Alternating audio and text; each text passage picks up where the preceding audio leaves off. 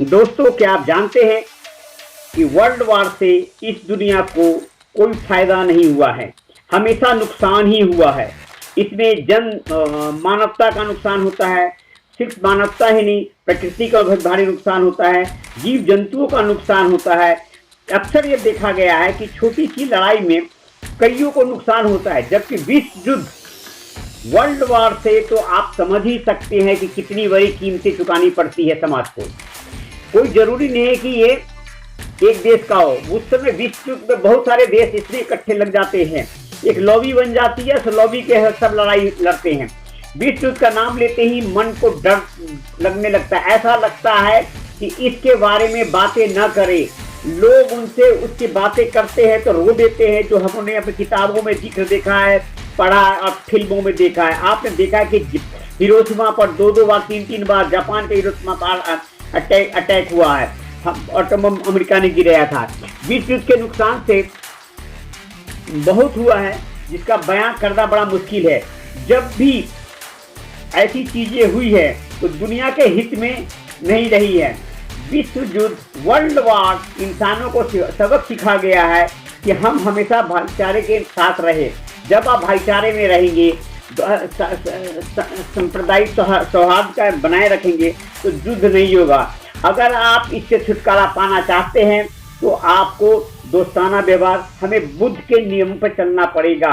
Modi ji world के सब एक ऐसे लीडर है जिन्होंने आज के डेट में तीसरी मुहाने पे है, फिर भी उन्होंने सपोर्ट करते हुए भी एक ऐलान करते हैं कि हमें युद्ध नहीं बुद्ध चाहिए। अगर बुद्ध के प्रिंसिपल पर चलते हैं तो युद्ध नहीं होगी।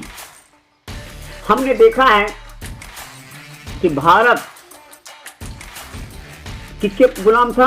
बरसों से साल से हमारा अंग्रेजों का गुलाम था। जैसे ही सेकेंड वर्ल्ड वार हुआ तो इन्हीं सेकेंड वर्ल्ड वार के कारण भारत आज़ाद हुआ। आप समझ सकते कि विश्व के मानवता को फायदे भी कभी कभी पहुंचा गए हैं। कभी कभी ऐसा हो कि जब बहुत बुरा हुआ तो इसमें से कहीं ना कहीं अच्छाई होती है।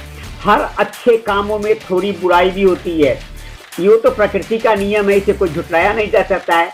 असल में जब भी कुछ बुरा होता है तो उसकी छाया में ही कुछ अच्छी चीज का जन्म होता है। शायद यही कारण था कि दुनिया आपस में लड़ रही थी, उसी समय लड़ाई को यूं ही जारी रखने के लिए कोशिश कर रहे थे।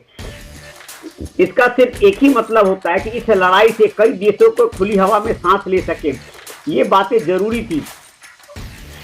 ये वर्ल्ड वार ना होते तो आज बहुत सारे देश से गुलामी की जंजीर में बंधे रहते। ये वर्ल्ड वार उन बीते दिनों की बात है, सेकेंड वर्ल्ड वार की बात हो रही है।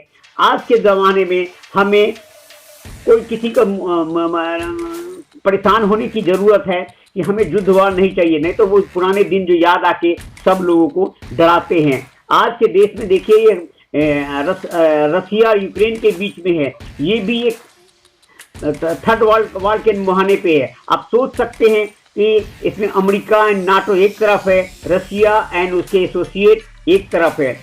एक आप देख सकते हैं कि नॉर्थ कोरिया भी छोटे छोटे एटॉमिक बम बना, छोटे नहीं बड़े बड़े एटॉमिक बम बना के अमेरिका को डायरेक्ट चैलेंज करता है, जिससे अमेरिका क्या नाटो देश भी घबराते हैं। इधर रसिया के पास तो बहुत सारे परमाणु बम हैं।